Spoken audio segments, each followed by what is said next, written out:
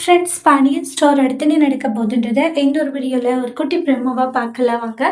தங்கமயில் வழக்கம் போல் வேலைக்கு கிளம்பவும் அவங்களுடைய அம்மா இருந்துட்டு இப்போ தான் ஹாஸ்பிட்டல்லேருந்து வந்திருக்கோம், மறுபடியும் எதுக்கு வேலைக்கு கிளம்புற, அதெல்லாம் வேண்டான்ற மாதிரி சொல்கிறாங்க.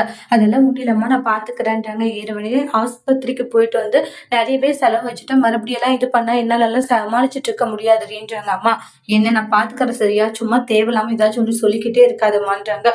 நான் உனக்கு ஏதாச்சும் பெரிய தொல்லையை கொடுத்தேன்னா என்ன அப்படின்றாங்க. ஆமாம் பெரிய தொல்லை, இங்க பாரு நான் சொல்றதை மட்டும் கேளுடி, தயவு செஞ்சு உங்க வேலை என்னமோ அதை பாரு, அதை விட்டுட்டு சும்மா ஏண்டி இது மாதிரி பண்ணிட்டு இருக்கணுவாங்க, நான் பாத்துக்கிறேன்னு சொல்லிட்டு போயிடுவாங்க.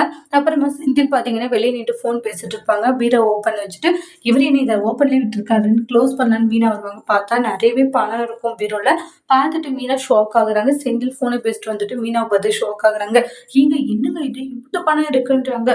அது எல்லாமே என்னுடைய காசு தான்ன்றாங்க. உங்களுடைய காசுன்னு தெரியுது, ஏது இவ்வளவு பணம்ன்றாங்க. சம்பாரிச்சுதான் அப்படின்றாங்க.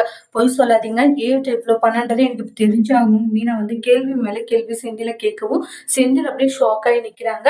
செந்தில் மீனாவை எப்படி சமாளிக்க போறாங்கன்றத அடுத்து வரக்கூடிய பிரமுல வெயிட் பண்ணி பார்க்கலாம். தேங்க்யூ.